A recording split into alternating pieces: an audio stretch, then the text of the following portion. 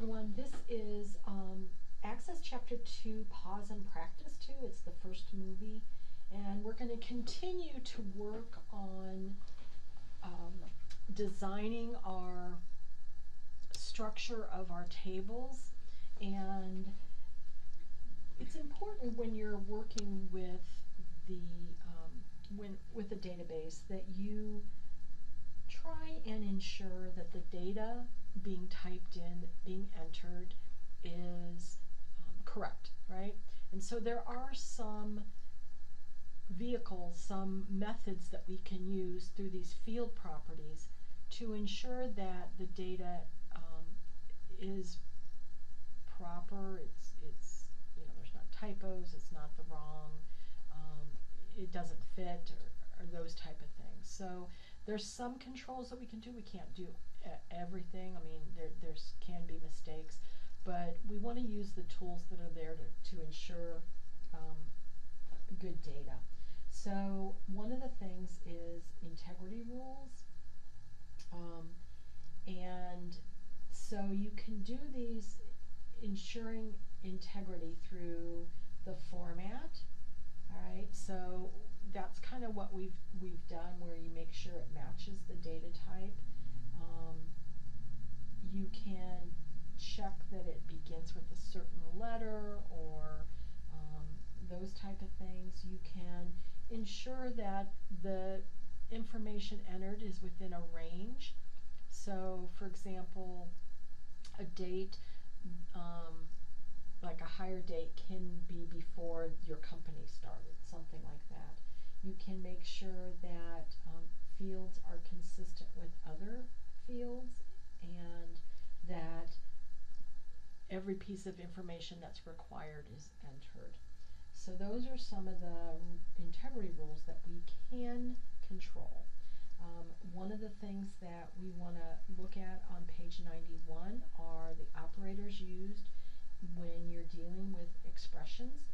So, of course, we already have talked about the arithmetic markers. So that's a minus, plus, an asterisk for multiplication, a slash for division, and the caret for raising a power, squaring, cubing, exponentials. The comparison operators, we looked at those, the less than or equal, greater, equal. The not equal is the less than and the greater than sign. And then there's two others, the between, in, and like, and we're going to look at those as we start moving forward. Those are also special comparison operators that you can use within Access. And then there's logical, and, or, not, and XOR.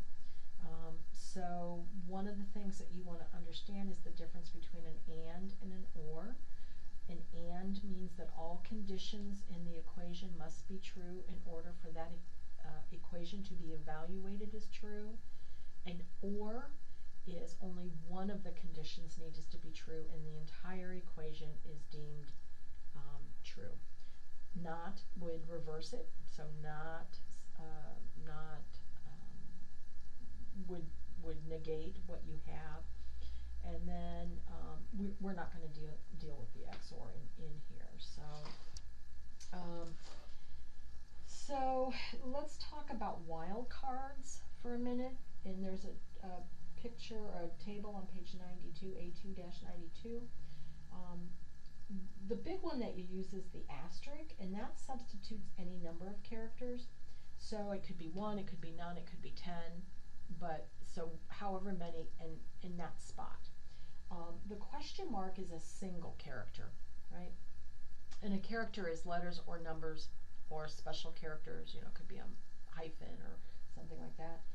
And so for every character that you wanted, you'd have to put a question mark because it's a placeholder for that single character.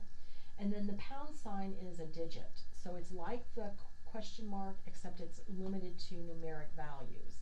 So you would have to put a pound sign for every placeholder that you're looking at. Where the wildcard of an asterisk is, it could be any number. You're not defining how many characters in that spot, just that you don't care what they are.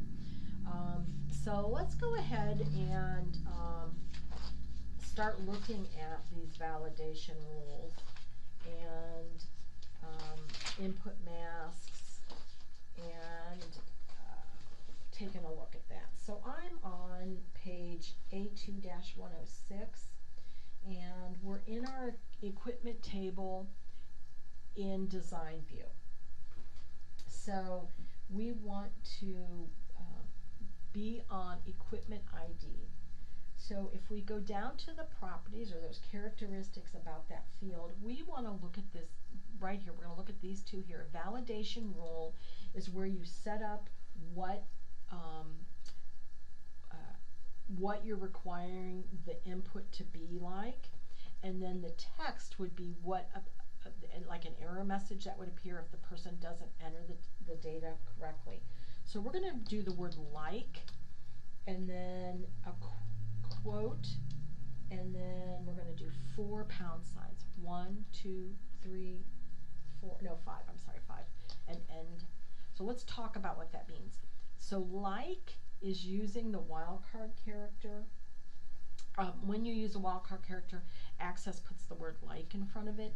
And I think, hold on a second, let's see.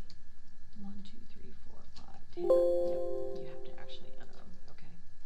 Let me undo that. So I'll have to retype. I have to retype it. Like, quote, 1, 2, 3, 4, 5, quote. So we're saying that the data has to be like 5 numbers. Number, number, number, number, number. Okay.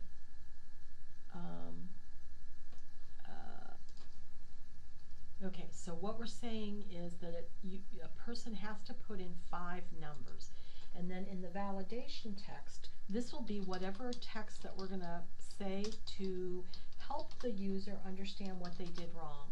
So we're going to say the equipment ID must contain 5 numbers. So I'm going to do that, and I'm going to save it.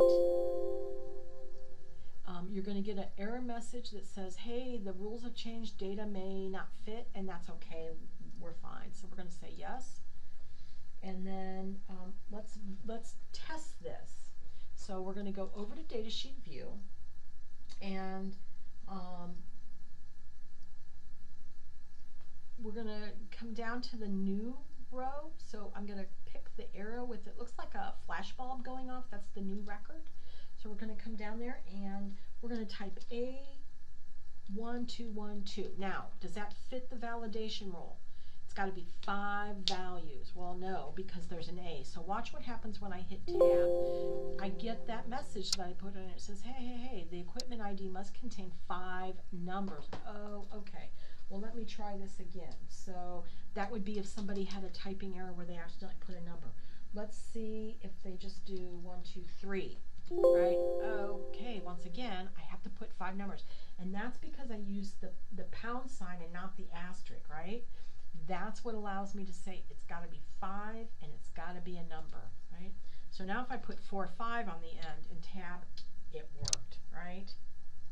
So I'm not really going to enter that record, so I'm going to hit my escape key on my keyboard and it'll just back that out. It's not a problem, okay? So let's go back to design view. So now that we've seen how that works, let's go ahead and put a record validation. So when I did this, in the minute I moved off of that field, it checked. That is what's called record validation. I'm sorry, that's called field validation. Every field, and we're in the field properties, the field is checked upon exiting of that field when you're trying to move off of it. The next kind that we're going to do is record validation, and so that's at the record level, not the field level. So remember, field, record, table, right? So the record validation is where you're going to check values across the record, and usually you're comparing it to each other to make sure that everything's kind of kosher, right? So what we're going to check here is that the monthly rental is greater than the weekly rental, and the weekly rental is greater than the daily rental. because that makes sense, right? If I put some number in here for a daily rental of 200, if a day, the weekly rental has to be more than that, right? And then if I put in something for weekly, let's say 1,000 for weekly, then what would it be for monthly? It would have to be more than 1,000, right? You're staying for a whole month. So we need to do that record validation. So to do that, we need the property sheet. And so up here, we need to find where it says property sheet, right? Because remember, these are field properties. So we're going to come up here to property sheet and look right here. It says table properties. That's what we care about right now. And we want to find, it's the same thing, only down here it's against a field. By using the property sheet, it's against the table. So this would be record level validation. So here we're going to say, and I'm going to use, I'm going to, I am going to right click and go to zoom, okay? And then I'm going to up the font. You don't have to do that. You could come over to the build, but I'm just going to type them. So we're going to do weekly rental rate, and I do it in square brackets because the square brackets in Access indicates that that is a field. So when you have a text that's surrounded by the square brackets, Access understands that that is referencing a field. So the big thing here is this needs to match what the field name is. Okay, so weekly rental is greater than, square bracket, daily rental, rental rate, square bracket, and then and monthly rental rate, square bracket, is greater than weekly rental rate, square bracket. So I'm going to do that, all right, and oh, what happened? Okay. So that's the way I do it. Now I'm going to take that out of there, guys, and I'm going to show you how to do it with the expression builder. Okay. So the expression builder are the ellipses here. It's like the 3 little dots. I'm going to click on that. And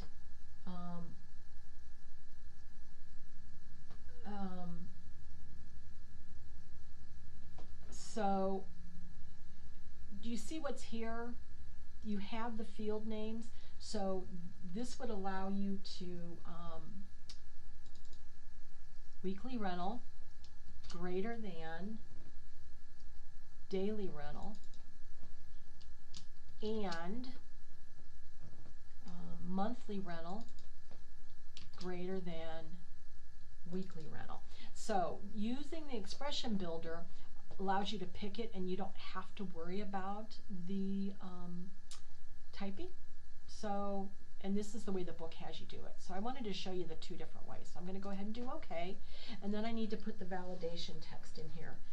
The weekly rate must be greater than the daily rate. Okay, I can't deal with that. I'm going to zoom that out. I'm going to zoom. So I just do a right click and zoom so I can see my whole thing. And the monthly rate must be greater than the weekly rate. Okay. I'm going to save it. Yes.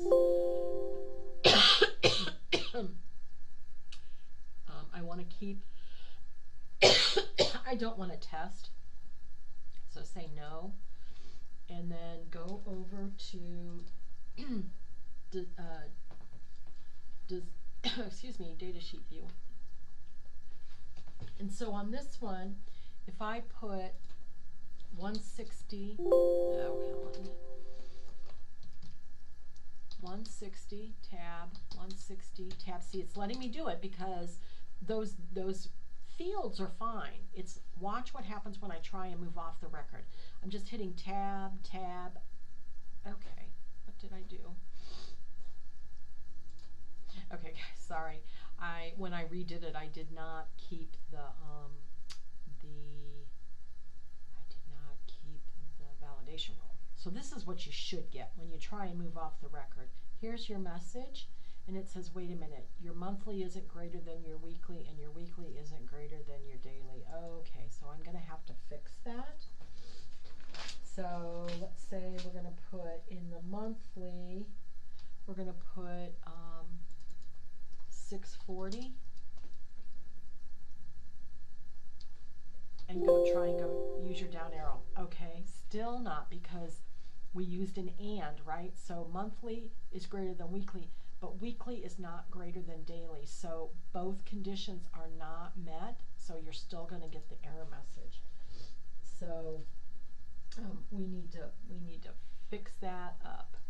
And I'm going to stop the movie here, and then we'll do that data entry after we finish the rest of the validation. All right, guys, this one went long. Sorry.